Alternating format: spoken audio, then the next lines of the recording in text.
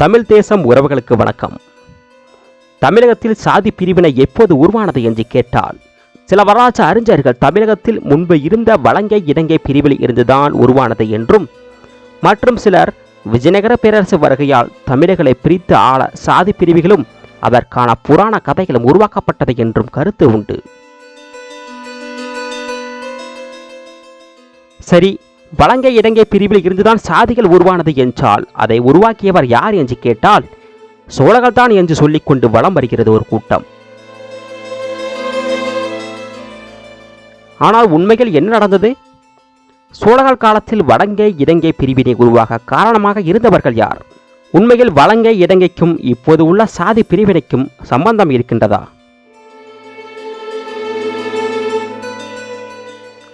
அனைத்துக்கும் விட வேண்டுமென்றால் காணொலியை முழுமையாக காணுங்கள்.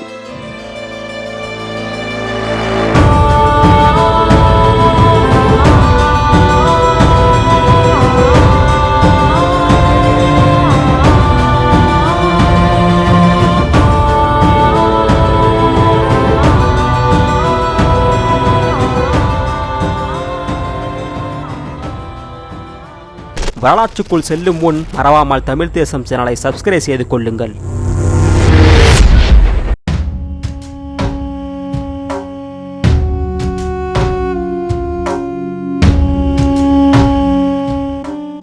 ஏற்கனவே தகவல் சொல்லி அனுப்பியிருந்ததால் இடங்கை வலங்கை பிரிவுக்கான தலைவர்களின் வழிகாட்டுதலில் கோயில் மண்டபத்துக்கு இரண்டு புறமும் பிரிந்து அமர்ந்திருந்தனர்.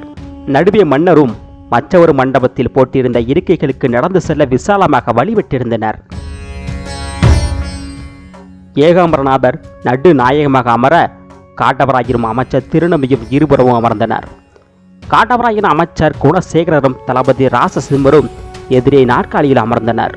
மாமன்னர் ஏகாம்பரநாதர் வாழ்க, காட்டவராயர் மணவாள பெருமாள் வாழ்க என்ற முழக்கங்கள் மண்டபம் எங்கும் எதிரொலித்து அடங்கின. அரசர் கை உயர்த்தி அமைதிப்படுத்திவிட்டு தன் பேச்சை தொடங்கினார். எதையும் நடுவில் இருந்து ஆரம்பித்தால் புரியாது. சிறிய விளக்கம் தருகிறேன். தவறான முடிவுகளுக்கு செல்வோம் என்பதால் தான் தொழில்கள் தொடங்கிய காலத்தில் இருந்து வருகிறேன். இந்த காலகட்டம் வரை ஏற்றத்தாழ்வுகள் இல்லை. வர்ணாசிர தர்மம் என்ற வைதிக தர்மங்கள் வடக்கே பல தேசங்களில் சுமார் 500 ஆண்டுகளுக்கு முன் மன்னரால் பின்பற்றப்பட்டன. அரசனுக்கான அதிகாரம் என்பதை வகுக்க வைதிக தர்மம் சில நடைமுறைகளை பின்பற்றுகிறது. வடக்கிலே நடந்ததாக சொல்லப்படும் பாரத கதையில் இவை அரச தர்மங்களாக சொல்லப்பட்டனர். சாணக்கியார், மனுநீதி போன்றவர்கள் இவற்றை மக்கள் பின்பற்றும் சட்டங்களாக மாற்றினர். நாம் முன்னர் சொன்ன குடி மரபினர் இல்லாத ஒரு குழு இதிலே இணைக்கப்பட்டது. புரோகிதர் என்ற குடியினர். கோயிலை பூசை செய்வோர், வேதங்கள் படிப்போர், வேள்விகள் செய்வோர் என்ற இந்த புதிய குடியினர் தூர தேசங்களில் இருந்து வந்து பேரரசுகளில் குடியேற தொடங்கினர். ஏற்கனவே வேத மரபை எங்கேயோ ஓரிடத்தில் இருந்து பரப்பிய இவர்கள் அரசுகள் தோறும் வந்து சேர்ந்தனர். சமணர்களும் பௌத்தர்களும் இந்த தர்மங்களை ஏற்கவில்லை. சொல்லப்போனால் இவர்களுக்கு மாற்றாகத்தான் இந்த வேத மரபு வந்தது. மாரியம்மன், சோழையம்மன், எல்லையம்மன், சுடலைமாறன், கொற்றவை, ஐயனார் என மக்கள் ஊர்தோறும் வழிபட்டு வந்த தெய்வங்கள் எல்லாம் ஓரங்கட்டப்பட்டு வேத தெய்வங்கள் கடத்துக்கு வந்தனர். அந்த தெய்வங்களின் ஆவேசத்தை குறைப்பதற்காக ஆதிசங்கர் அறிவித்தார். அந்த பலி கொடுக்கும் தெய்வங்கள் இருந்த கோயில்களை சக்கரம் பதித்து அதை சாந்தப்படுத்தினார். பின்னர் அந்த ஒரு சில கோயில்களும் ஆடு கோழிகள் பலியிடுவதும் நின்று போனது. மகா விஷ்ணுவும் மகா சிவனும் மகா கணபதியும் வந்தனர். பிரம்மாண்டமான வழிபாடுகள், பிரம்மாண்டமான யாகங்கள் அரசர்களுக்கு புதிதாக இருந்தன. அரசனுடைய ஆட்சி நிலைக்கவும் அரசன் நீடூடி வாழவும் யாகங்கள் செய்யப்பட்டனர். நல்ல நேரம் பார்த்து சொல்ல சோதிடர்கள் வந்தார்கள். கோயில் பணிகளை செய்ய குருக்களும் ஆச்சாரிகளும் ஐஜீர்களும் உருவாக்கப்பட்டனர். ஒவ்வொரு வேலையை ஒவ்வொரு பிரிவினர் தொடர்ந்து செய்வது உறுதி செய்யப்பட்டது. ஆரம்பத்தில் அதில் ஒன்றும் தவறில்லை என்றே மக்களும் நினைத்தனர். தெரிந்த தொழிலை வம்சாவளியாக செய்வது சௌகரியம் இருந்தது. சோழர்கள் ஆட்சி காலத்தில் ஒன்று பலவாக இருந்த இந்த தொழில் பிரிவுகள் வளர்ந்து சுமார் 150 சாதிகள் இருந்தன. அவர்களை நேரடி உற்பத்தியில் இறங்கியவர்கள் ஒரு பிரிவாகவும், சேவை பிரிவினர் இன்னொரு பிரிவாகவும் பிரிந்து நின்றனர். அவர்களே வலங்கை பிரிவினர், இடங்கை பிரிவினர் எனப்பட்டனர்.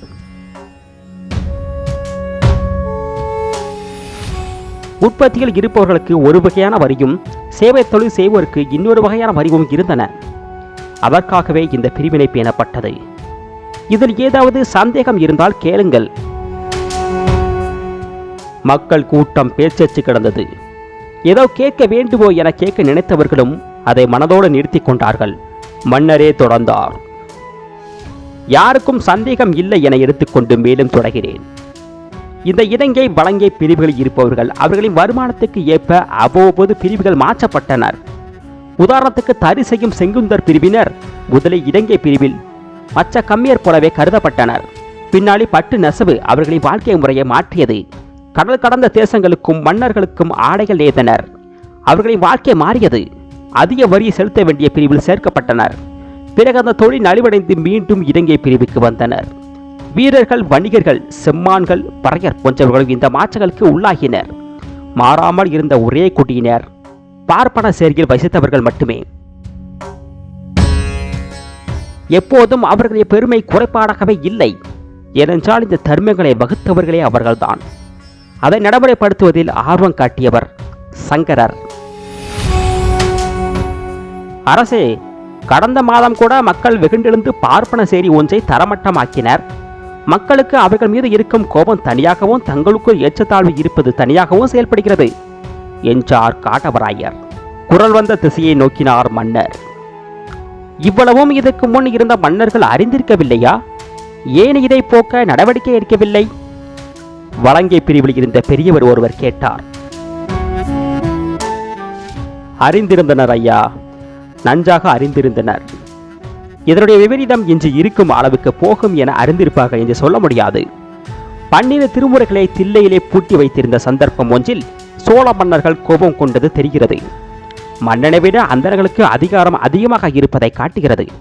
நம் ராசராச சோழரின் அண்ணன் ஆதித்த கரிகாலர் அதற்காக முதலில் குரல் கொடுத்ததாக தெரிகிறது.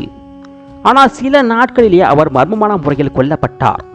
அவருக்கு பிறகு ராசராச சோழரின் சித்தப்பா உத்தம சோழர் ஆட்சிக்கு பொறுப்புக்கு வந்தார். ஏனோ அவர் அந்த படுகொலை பற்றி விசாரணை எதுவும் மேற்கொள்ளவில்லை. அதன் பிறகு 16 ஆண்டுகள் கழித்தே நம் ராசராஜ சோழர் அரியணை ஏறினார். அவர் ஆட்சிக்கு வந்து அண்ணனை கொஞ்சர்களை பழி வாங்கினார்.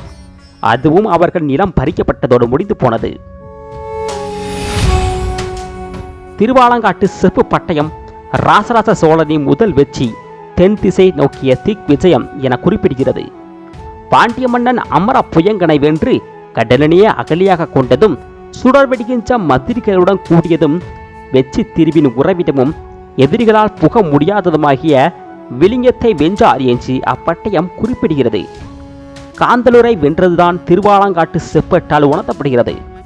காந்தலூர் சாலை களமறுத்த ராசராச சோழர் என்றும் அவர் புகழப்படுகிறார். அந்த காந்தலூர் சாலையில் தான் அந்தங்களுக்கான கல்வி சாலையும் போர் பயிற்சி சாலையும் இருந்தனர். கோபம் கொண்ட ராசராச சோழர் அவற்றை தான் அடித்து தரைமட்டமாக்கினார்.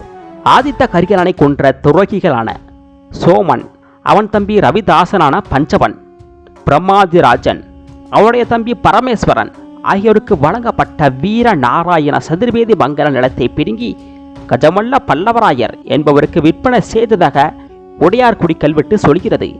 இதிலிருந்து வேத மரபை எதிர்த்த சிறு முயற்சி தெரிய வருகிறது. அதை தனிநபர் விரோதமாக நினைத்து அத்துடன் விட்டு விடுவார்களா? அவர்கள் கைகள் ஏதோ ஒரு இனம் புரியாத அச்சத்துக்கு கட்டுப்பட்டு நின்றனவாகி என்பதும் தெரியவில்லை. அதன் பிறகான 300 ஆண்டுகளில் என்னவோ நடந்துவிட்டது. அப்படியென்றால் தமிழகத்தில் இந்த வைதிக முறை வழிபாட்டுக்கு எதிர்ப்பு எதுவும் கிளம்பவில்லையா அரசே என்றால் இலங்கை பிரிவில் இருந்த ஒருவர். ஏராளமான எதிர்ப்புகள் இருந்தனர். பௌத்த சமய மரபினர் எதிர்த்தனர். ஆசிவக மரபினர் எதிர்த்தனர். சைவ சித்தாந்த மரபினர் சித்தாந்த ரீதியாக மறுத்தனர். சித்தர் மரபினர் தொடர்ந்து காரசாரமாக எதிர்த்தனர். கோயிலாவதேதடா குளங்களாவதேதடா, கோயிலும் குளங்களும் கும்பிடும் குலாமரே, கோயிலும் மனதுள்ளே குளங்களும் மனதுள்ளே, ஆவதும் அழிவதும் இல்லை இல்லை இல்லையே என்கிறார் சிவவாக்கியார். பறச்சியாவதேதடா பணத்தியாவதேதடா, இறைச்சிதே லெம்பினும் விளக்கமட்டு இருக்குதே என ஆவேசமாக கேட்கிறார்.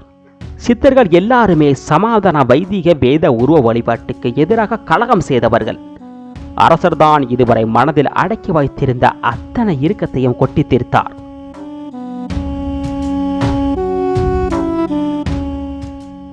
மன்னா, எந்த முயற்சியும் ஏன் பலிக்காமல் போனது? இன்னும் முன்னரே எதிர்க்க ஆரம்பித்திருக்க வேண்டுமோ என்று நான் நினைக்கிறேன் என்றார் காட்டவராயரின் அமைச்சர். பிறப்போக்கும் எல்லா உயிருக்கும் என 1500 ஆண்டுகளுக்கு முன்னவே திருவள்ளுவர் சொன்னார். மலித்தலும் நீட்டலும் வேண்டாவாம் என்கிறார். அவர் காலத்திலேயே பிரச்சனைகள் ஆரம்பித்து விட்டனர். சங்கரருக்கு பிறகு வேத மரபுக்கு அருமையான அடித்தளம் போடப்பட்டது. அதன் பிறகு பிராமணர்கள் அதை சுமக்க வேண்டியிருக்கவில்லை. பிராமணர்கள் அல்லாதவர் தூக்கி சுமக்கிறார்கள். எப்போதாவது சுணக்கம் ஏற்பட்டால் மட்டும் தூண்டி விடுகிற வேலையை மட்டும் அவர்கள் செய்தால் போதும் என்றாகிவிட்டது. ஒரு தேசம் எப்படியெல்லாம் அலைக்கழிக்கப்படுகிறது என மக்கள் கூட்டம் திகைத்து போயிருந்தது. ஒட்டுமொத்த சமயங்களும் எதிர்த்தும் கூட மக்களின் உள்ளத்தில் இந்த அளவுக்கு ஓடியிருப்பது வியப்பை ஏற்படுத்தியிருந்தது. இங்கு உதித்த பௌத்த சமயம் சீனா, கம்போதியா, சுமத்ரா, இலங்கை போன்ற பல தேசங்களில் தலைமை சமயமாக மாறியிருந்தது. ஆனால் அது பிறந்த தேசத்தில் காணாமல் போய்விட்டது. என்ன ஒரு கொடுமை! என்ற அதிசயம் மக்களிடம் நிலவியது. இப்போது ஏற்பட்ட சிக்கலை எப்படி தீர்த்து கொள்ளப் போகிறீர்கள் என்பதை விவாதிக்கவே விரும்புகிறேன். நான் சொன்ன வரலாற்றின் அடிப்படையில் இந்த சிக்கலை பாருங்கள் என்று கேட்டுக்கொள்கிறேன் என்றார் மன்னர். கூட்டத்தில் இதை பற்றி பேசுவது என்ற சிறிய சலசலப்பு எழுந்து அடங்கியது. வடங்கில் பிரிவி இருந்த ஒரு மூத்த மனிதர் ஒருவர் பேசினார். மன்னா, பழையபடி தேரின் அகலத்தை குறைப்பது சுலபந்தான். செம்மான் குடிப்பகுதியில் தோள்களை பதிலுவதற்கு உரிய இடம் ஒதுக்கி தந்தால் அங்கே தூர்நாற்றம் என்ற காரணத்தையும் நீக்கிவிட முடியும். அவ்வளவுதான், பிரச்சனை தீர்ந்தது. ஏதேது, நீங்களே தகுந்ததொரு தீர்வினை சொல்லிவிட்டீர்களே. நான் வந்திருக்க வேண்டிய அவசியமே இல்லை போல் இருக்கிறதே. மன்னர் மக்களை நோக்கி கைகூப்பி எழுந்தார். அரசே, இந்த சாதி இடைகளுக்கு நீங்கள் நிரந்தர தீர்வு காணலாமே என்றார் ஒரு முதியவர். மன்னர் நேரடியான இந்த கேள்விக்கு எவ்வளவு பெரிய சபையில் எப்படி பதில் சொல்வதென்று யோசித்தார். பிறகு காந்தலூர் சாலையை ராசராச சோழர் தவிடு பொடியாக்கினார். ஆனால் சில நாட்களிலே அங்கு அது மீண்டும் தீர்மானிக்கப்பட்டது. சோழர்கள் யாரும் அதன் பிறகு கை வைக்கவில்லை. மட்டுமல்ல, காந்தலூர் சாலை இப்போதும் இயங்கிக் கொண்டுதான் இருக்கிறது. அரசே என்று பதறினார் அந்த முதியவர். பதற வேண்டாம். களமறுத்தலால் அவருடைய ஆசை நிறைவேறவில்லை. ஆனால் நான் உங்களுக்கு சொன்ன உண்மைகளை வருங்கால சந்ததிக்கு சொன்னால் அவருடைய ஆசை நிறைவேற வழி இருக்கிறது என்றவர் கோயில் பணிகளுக்கு செலவிடும் வரிப்பணத்தின் ஒரு பகுதி இனிமேல் கலாசாலைகளுக்கு பயன்படுத்தப்படும். தமிழ் மஞ்சங்கள் அமைத்து நம் முன்னோர் வகுத்த வாழ்க்கை நெறியை கடைபிடிக்க வழி செய்யப்படும். நன்றி, நான் வருகிறேன் என்றபடி விடை பெற்றார். குறிப்புகள்: பிராமண குடியிருப்புகள் மீது தாக்குதல் நடத்தப்பட்ட கல்வெட்டு ஆதாரங்கள் கிடைத்துள்ளன. இன்றைய திருவனந்தபுரம் அருகே 1000 ஆண்டுகளுக்கு முன் காந்தலூர் கல்வி சாலை ஒன்று இருந்தது. 95 பிராமண மாணவர்களுக்கு திரைராஜ்ய பியப்கராம் மூவேந்தர் ஆட்சி பகுதியில் நிர்வாகம் குறித்த கல்வியும் பயிற்சியும் வழங்கிய கல்வி சாலை. இதை ஆய்மணனி பார்த்திவ சேகரபுரம் செப்பேடு கிபி 866 தெரிவிக்கிறது. இச்சேப்பேட்டில் காந்தலூர் சாலையை முன் மாதிரியாக கொண்டு பர்வதி சேகரபுரம் சாலை அமைக்கப்படுவதாக குறிப்பிடப்படுகிறது. காந்தலூர் சாலை என்பது போர் பயிற்சி நிலையமும் நிர்வாக பயிற்சி நிலையமும் இணைந்தது. பிராமணர்களுக்கு பயிற்சி நிறுவனமாக இருந்திருக்க வேண்டும். காந்தலூர் சாலை களமறுத்த நிகழ்வு இந்த பயிற்சி நிலையத்தை ராசராசன் வெற்றி கொண்ட வீர செயலை குறிக்கிறது என ஆய்வறிஞர்கள் தெரிவிக்கிறார்கள். களமறுத்தல் என்பதற்கு வில்லங்கம் அளித்தல், கலகம் அளித்தல் என்று பொருள் சொல்லப்படுகிறது. இரண்டாவது குறிப்பு: பிளவ ஆண்டு, அதாவது 1364 இரண்டாம் ராச நாராயண சம்புவராயர் வேந்தரின் ஆட்சியின் போது காஞ்சிபுரம் அருளான பெருமாளுக்கு அழுதுபிடி உள்ளிட்ட வளர்ச்சி உக்கள் பற்றாக சிறுபொலியில் ஊராருக்கு பல கோவில் பூசை பாதியில் வரி நீக்கி அந்த வரி பணத்தை கொண்டு என்றவரை கல்வெட்டு நிறைவு பெறாமல் நின்று விடுகிறது. கோயிலுக்கு வழங்கப்பட்ட இந்த வரி பணத்தில் பாதியை வேறு எதற்காகவோ செலவிட்டதை திட்டமிட்டு அளித்திருப்பது இதனால் விளங்கும். சம்புவராயர் காலத்தில் உள்ள கல்வெட்டுகள் பல ஒளி கொண்டு குத்தி பலியிடப்பட்டுள்ளன. ஆதாரம்: டாக்டர் ஜி தங்கவேலு மற்றும் இள தியாகராஜன் ஆகியோர் எழுதிய சம்புவராயர் வரலாற்று நூல். ராசநாராயணன் சம்புவராயருக்கு 7வது ஆட்சி ஆண்டில் 1363 தென்னவத்தரையன் இட்ட ஆணை யாத்தனில் பெருமாள் கோவில் தானத்தரை நினைவுக்கு உற்சவ காலத்தில் பெருமாள் யானை, குதிரை, கருடன், நகர் சோதனை வாகனங்கள் எழுந்தருளும் 4 நாளும் இறங்கிய திருவீதியில் காட்சிப்பட எழுந்தருள செய்ய வேண்டும்.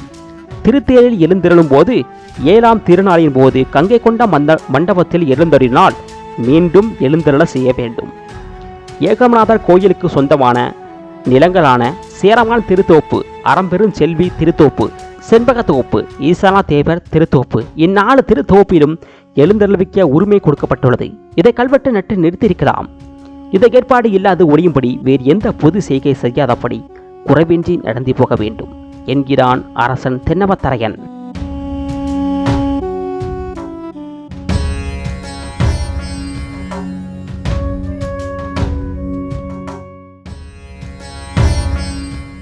மலைக்கோட்டை மர்மம். திருவள்ளத்தில் இருந்து வானர்குல அரசர் வந்தியத்தேவனின் வாரிசான பொன்குமார வல்லவராயர் வந்திருப்பதாக சொன்னால் பூங்குழலி. 20 ஆண்டுகளுக்கு முன்னர் அவரை சந்தித்த போதே புதிய அரண்மனை ஒன்று கட்டுவது சம்பந்தமாக பேசியிருந்தார் பெஞ்சமின் கொண்டார். இப்போதுதான் அதற்கான காலமும் நேரமும் ஆய்த்திருந்தது. அதற்கான திருமுகம் அனுப்பி வர சொல்லியிருந்தார். சேந்தமங்கலத்திலிருந்து திரும்பிய களைப்பு அதிகம் இருந்தும் உடனே அவரை சென்று சந்திக்க விரும்பினார். சேந்தமங்கலத்தில் இரவே ஒருவாறு சிக்கலை சமாளிக்க முடிந்தது. மன்னருக்கு திருப்தியாக இருந்தது. இரவு உணவுக்கு செல்லும் போது நள்ளிரவு நெருங்கிவிட்டது. இரவு தங்கியிருந்து விட்டு செல்லுமாறு காடவர்கோன் வலியுறுத்தியும் மண்கொண்டார் அவசரம் கருதி கிளம்பி வந்துவிட்டார். திருமுகத்தில் சொல்லியபடியே பெருந்தச்சர்கள், கட்டட நிபுணர்கள், ஓவியர்கள் போன்றவர்களையும் அழைத்து வந்திருந்தார் பொன்குமார வல்லவராயர். 60 வயதை கடந்தமையை குறித்து சில நாட்களுக்கு முன்னர் தான் மணிவிழா கொண்டாடியிருந்தார் அவர். அந்த விழாவுக்கு சென்று மண்கொண்டார் தன் பட்டத்தரசி பூங்குழலி சகிதம் சென்று சிறப்பித்து விட்டு வந்தனர். முன்பு ஒருமுறை சூழ்தானிய படைகளை விரட்ட ஆதரவு திரட்டுவதற்காக தொண்டை மண்டலம் முழுவதும் சுற்றி வந்து சிற்றரசரிடம் பெஞ்சு மண்கொண்டார் ஆதரவு திரட்டினார் அல்லவா? அதை நினைவுபடுத்தினார் வல்லவராயர். அதன் கூடவே வேறு ஒன்றையும் நினைவுபடுத்தினார். புதிய மாளிகை ஒன்றை கட்டுவதாக சொன்னீங்களே என. ஏறத்தாழ 20 ஆண்டுகளுக்கு முன் திருவள்ள அரண்மனையில் சுவர் ஓவியங்களை பார்த்து வியந்து இப்படி ஒரு அரண்மனையை கட்ட விரும்புவதை சொல்லியிருந்தார் பெஞ்சமின் கொண்டார். அந்த ஆசை அப்படியே இருக்கிறது. சொல்லப்போனால் இப்போது அதற்கான தேவையும் ஏற்பட்டுவிட்டது. உங்கள் கட்டட கலைஞர்களையும் ஓவியர்களையும் அனுப்பி வையுங்கள் என சொல்லிவிட்டு வந்தார். நினைவாகவும் பொறுப்பாகவும் அவரே உடன் அழைத்து வந்திருந்தது பெருமைப்பட வைத்தது. பொழுதுடன் நீங்கள் மாளிகை கட்ட விரும்பும் இடத்தை இவர்களுக்கு காட்டுங்கள். இடத்தை அளந்து கொண்டு அதற்கான வரைபடத்தோடு வருவார்கள். செங்கல்லும் சுண்ணாம்பும் வெள்ளப்பாகும் கலந்து கட்டுமான பணிகள் முடியட்டும். சுவர்களின் நீல அகலத்துக்கு ஏற்ப ஓவியங்களை தீட்டப்பட வேண்டும். சுண்ணாம்பு பூச்சி நடக்கும்போது அந்த ஈரம் காய்வதற்குள் வரைய வேண்டும். அப்போதுதான் அந்த ஓவியங்கள் உறைந்து விடாமல் சுவரோடு சேர்ந்து காலம் கடந்து நிற்கும். வல்லவராயர் வைத்தியத்தில் மட்டுமின்றி ஓவியத்திலும் நிபுணராக இருந்தார். கட்டட வல்லுநர்கள், சிற்பிகள் 4 பேர் இருந்தனர். நீண்ட தலைமுடியை தோளின் மேல் சரியவிட்டு நெச்சு நிறைய திருநீறு துளக்கமாக இருந்தது அவர்கள் முகம். அளக்கும் கருவிகள், சிற்றொலிகள் போன்றவற்றை முன்னேற்பாடாக எடுத்து வந்திருந்தனர். உறுதியான உடற்கட்டு, வெச்சிலை போட்டு சிவந்திருந்த உதடுகள், மேலே நீண்ட துண்டின் ஒரு முனையை ஒரு பக்க தோளில் போட்டு மறுபக்க இடுப்பு ஒடியாக இழுத்து கட்டியிருந்தனர். அனைவரும் கிளம்புவோம் என்றவர் காவலர் ஏறேனும் வாருங்கள் என்றார் பெருங்குரலில். வந்தார் காவலர். உடனே தேர் தயாராகட்டும். 2 குதிரைகள் பூட்டிய 2 தேர் தேவை என்றார். உத்தரவரசே. காவலர் வேகமாக லாயம் நோக்கி சென்றார். எதற்கு 2 தேர்கள் என்றார் வல்லவராயர். இப்போது கட்டப்போகும் அரண்மனைக்கான இடம் மலை உச்சியில் இருக்கிறது. சாலை வசதி குறைவு. ஒரு தேரில் 2-3 பேருக்கு மேல் செல்வது சிரமமாக இருக்கும். அதனால்தான். என்னது, மலை உச்சியிலா? ஆமாம். ஏன்? அதனால்தான் தேவை உருவாகிறது என்றேன். சூழ்தானிகளில் சிறு சிறு குழப்பங்கள் ஏற்பட்டு சில காலமாகவே மதுரையில் இருந்து அவர்கள் படைகள் எதுவும் நடத்தாமல் இருக்கிறார்கள். இப்போது துக்ளக் பெரும் படையுடன் பல திக்கிலும் படையெடுத்து வருகிறான். மதுரைக்கும் வருவான். பாதுகாப்பான ஒரு பாதுகாப்பு அரண் தேவை. இவ்வளவு தூரம் வந்து விடுவானா என நினைக்கக்கூடாது. அதனால்தான். ஓ, அது உண்மைதான். இப்போது முன்பு போல போருக்கான ஏற்பாடுகளை துரிதப்படுத்த வேண்டுமே. ஆம், படுத்தியாயிற்று. வடபெண்ணைகளிலிருந்து கொள்ளிடம் வரும் குறுக்கே உள்ள அத்தனை சாலைகளிலும் கடுமையான பாதுகாப்பு போடப்பட்டுள்ளது. அவர்கள் படைவீடு அரண்மனை அடைவது அத்தனை சுலபமல்ல. மேற்கே பிரிஜுபுரம், கிழக்கே கடற்கரை காவல் படையும் இரும்பு கோட்டைகளாக உள்ளன. பிரிஜுபுரம் வருவதென்றால் உங்களே கடந்து தானே வர வேண்டும் சித்தப்பா. எனக்கு முன்பு போல ஐயமில்லை. இப்போது படைவீடு பாதுகாப்பாக இருக்கிறது. இப்போது கட்டப்போகும் அரண்மனை இன்னொரு ஆயுத கேந்திரம், இன்னொரு படைமுகாம். வாருங்கள், அந்த இடத்தை காட்டுகிறேன். பார்த்துவிட்டு பேசுவோம்.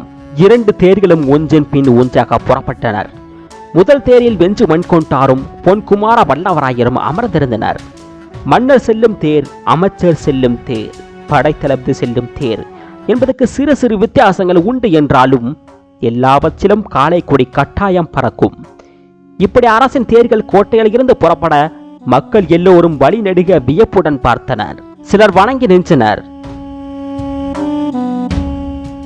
நாட்புறமும் இயற்கை அரங்களாக அத்திமலை, காணமலை, வெள்ளிமலை, புஷ்பகிரி மலை ஆகிய மலைகள் சூழ்ந்த இந்த பகுதியில் ராசகம்பீர சம்புவராயன் படவேரி பேரரசின் கோட்டையை அமைத்தார். அதோ அந்த கையிலை பாறையில் அம்மையப்ப ஈஸ்வரர் என்னும் சிவன் கோயிலை கட்டினார். அதுதான் இந்த நகரத்தின் ஆரம்ப புள்ளி. அதன் பிறகுதான் படைவெட்டம்மன் ஆலயத்தையும் கோட்டையும் கட்டினார்.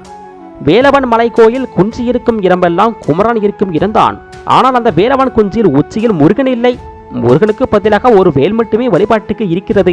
படைவேடி கிஞ்சி இக்கோட்டை நகருக்கு பெயர் சூட்டினார். இந்நகரின் மேற்கில் மலையில் சிறு ஓடையாக தோன்றும் செண்பக நதி ஆரணைக்கருகில் பாலாற்றுடன் சேர்கிறது. கோட்டையின் மேற்புறமாக அரணாக அமைந்துள்ள அத்தி மலை மீது ஒரு காவல் கோட்டையை கட்டுவதுதான் என் நோக்கம். ஆனால் படைவெட்டு கோட்டையை வருவதற்கு சேனைக்கு மீட்டான் வாசல் ஒன்றுதானே இருக்கிறது. எதிரிகளை சுலபமாக கண்காணிக்க முடியுமே என்றார் வல்லவராயர். இல்லை சித்தப்பா, கண்ணமங்கலம் வழியாகவும் வரலாம். வழிகள் சம்பந்தமாக அச்சம் மட்டுமல்ல, வருங்கால போர்கள் போருக்கான விதிமுறைகள் மீறியதாக இருக்கும். அதற்கான பாதுகாப்பை நாமும் ஏற்படுத்திக் கொள்ள வேண்டும் என்ற எண்ணத்தில் தான் இந்த மலைக்கோட்டையை கட்ட முடிவு செய்தேன். அதற்குள் தேர் மலையின் 3000 அடிக்கு மேல் பயணித்திருக்க வேண்டும். 4 பக்கமும் மலையில் உள்ள இந்த பகுதி இதற்கு முன் ஆண்ட எந்த சக்கரவர்த்தியின் கண்களிலும் பட்டாமல் இருந்தது ஆச்சரியம்தான். ராசகம்பீரன் கண்களுக்கு இது ஒரு நாடாளுவதற்கான நகரமாக தென்பட்டது. அதைவிட ஆச்சரியம், இந்த அத்திமலையை கோட்டை கட்டுவதற்காக தேர்வு செய்திருக்கும் பெஞ்சமின் கொண்டாரின் நுணுக்கமான தொலைநோக்கு பார்வை அதனினும் ஆச்சரியத்துக்குரியதாக இருந்தது. இயற்கையை நினைத்தாலும் இந்த நகரத்தை அழிக்க இயலாத இயற்கை அரண். 4 பக்கமும் காவல் காக்கும் இயற்கையின் எழுச்சி. வழியில் சாலையை ஓட்டி ஓடி வரும் செண்பகா நதி. உயரம் செல்ல செல்ல செண்பகா ஏரியின் அழகிய தோற்றம். நகரமும் கோயில்களும் கீழே இருந்த படைவீர் கோட்டையின் பிரம்மாண்ட தோற்றமும் மிடுக்காக தெரிந்தனர். மஞ்சள் மாலை வேலை மலை முகட்டில் பொன் வேந்தது போல மின்னியது. இதை கண்டதும் பொன் பரப்பின வான கோபுராயிரம் யான சௌந்தரியம் நினைவில் வந்து போனார்கள் அரசருக்கு. எப்படி இந்த இடத்தை கண்டுபிடித்தீர்கள்? உங்கள் நகரத்தை ஓரிடத்தில் இருந்து பார்க்க இயலும் என்றால் அது இந்த அத்திமலைதான். அருமையான தேர்வு என்றார் வல்லவராயர். தேர் ஒரு பகுதி வரை சென்று நின்றதும் சிறிது தூரம் பாறைகளை பிடித்து ஏற வேண்டியிருந்தது. விசாலமான சமவெளி கொண்ட உச்சி பகுதி. அதற்குள் பின்னால் வந்த தேரில் வந்த கட்டட நிபுணர்களும் வந்து சேர்ந்தனர். வாருங்கள், இருள் சுடுவதற்குள் இந்த இடத்தை அளந்து கொள்ளுங்கள். கிழக்கிலிருந்து மேற்கு 200 அடி நீளம், வடக்கிலிருந்து தெற்காக 150 அடி அகலமும் கொண்ட அரண்மனை அமைத்தால் போதும். 4 புறமும் காவல் கோபுரங்கள் அமைக்கப்பட வேண்டும். நடுவே பாறைகள் சுனைநீர் தேங்குவதற்கான இயற்கை வசதி இங்கே உள்ளது. அதை அப்படியே நடுவில் தக்க வைக்க வேண்டும். செங்கல் கோட்டை என்பதை முன்னரே முடிவு செய்தோம். ஆலோசனை மண்டபமும் அரசவை கிழக்கு புறத்திலும் பின்பக்கத்தில் படுக்கை அறைகளும் இருக்க வேண்டும். நெல் உரைக்கலாம் ஒன்று அவசியம். போர்க்காலங்களில் இங்கே பல நாட்கள் தங்கியிருந்து வியூகம் வகுக்க போதுமான தானிய கிடங்குகள் தேவை. தெற்கு புறத்தில் செண்பக நதியை பார்த்தவர் சமையல் கூடம், ஆநெறிகளை கட்டி பராமரிக்க போதுமான இடம் இருக்க வேண்டும். 4 புறமும் காவல் கோபுரங்கள் அமைக்க வேண்டும் சொல்லிவிட்டு நிறுத்தினார் அரசர். கட்டட வல்லுநர்கள் மன்னர் சொன்னபடி இடம் போதுமானதாக இருக்கிறதா என அளந்து பார்த்தனர். மாமன்னா, எங்களுக்கு வரைபடம் வரைய வேண்டிய அவசியமே இல்லை. எல்லாம் நீங்கள் சொன்னது போலவே இருக்கிறது. எனக்கு என்னவோ நீங்களே அளந்து முடித்து ஒரு முடிவுக்கு வந்துவிட்டீர்கள் என தெரிகிறது என்றார் வயதில் மூத்தவராக இருந்த கட்டட நிபுணர். வல்லவராயர் பெரும் குரல் எடுத்து சிரித்தார். வீரத்தில் மட்டுமல்ல, கலை தாகத்திலும் உங்களை அடித்துக் கொள்ள யாரும் கிடையாது போலிருக்கிறதே. நான் கூட்டி வந்த ஆட்களுக்கு வேலை இல்லாமல் செய்து விட்டீர்களே. அறியவாம் சொல்லிய வண்ணம் செயல், ரத்தின சுருக்கமாக பதிலளித்தார் மன்னர். கூடவே முக்கியமான இன்னொரு அம்சமும் இருக்க வேண்டும். இதோ இந்த சுனைக்கு அருகில் இயற்கையாக ஒரு குகை உள்ளது. இன்னும் ஒரு அரை காதம் குடைந்தால் அதோ அந்த குஞ்சுக்கு அருகில் செஞ்சுவிட முடியும். அது ரகசிய பாதையாக இருக்க வேண்டும் என்பது என் எண்ணம். சிற்பி யோசிப்பது தெரிந்தது. மன்னரும் அதை கவனித்தார். அரசே, குகை பாறையால் ஆனது என்றால் பாதுகாப்பான பாதையாக இருக்கும். மண் பாதை என்றால் சரியும் ஆபத்து இருக்கிறதே. பாறை குகைதான், சிறிது தூரத்துக்கு பாறையும் பிறகு மண்ணுமாக இருக்கும் என்பது என் கருத்து. மண் பாதைகள் சரியாமல் இருக்க பாறை பலகையை கொண்டு சாரங்கள் அமைக்க வேண்டும். அது சாத்தியம்தான் அரசே. எல்லா விதமான ஆபத்துக்களையும் எதிர்கொள்ள வேண்டும் என்பதால் தான் இந்த சுரங்கம் அமைக்க நினைக்கிறேன். இது அவசியமானது. எப்பாடு பட்டாயினும் சுரங்கம் அமைக்கப்பட வேண்டும். அதில் உறுதியாக இருக்கிறேன் என கராராக சொன்னார் வெஞ்சுவன் கொண்டார். மன்னரின் உறுதிய அவருடைய நோக்கத்தையும் நிலைப்பாட்டையும் உடனே அவர்களுக்கு உணர்த்திருக்க வேண்டும். நிச்சயமாக சுரங்கம் அமைக்கலாம் அண்ணா. பாதுகாப்பானதாகவும் உறுதியாகவும் அமைப்பது எங்கள் பொறுப்பு என்றார் சிற்பி. குறிப்பு: கிழக்கு வாயிலான சந்த வாசலுக்கு சேனைக்கு மீட்டான் வாசல் என்று ஒரு சிறப்பு பெயர் உண்டு.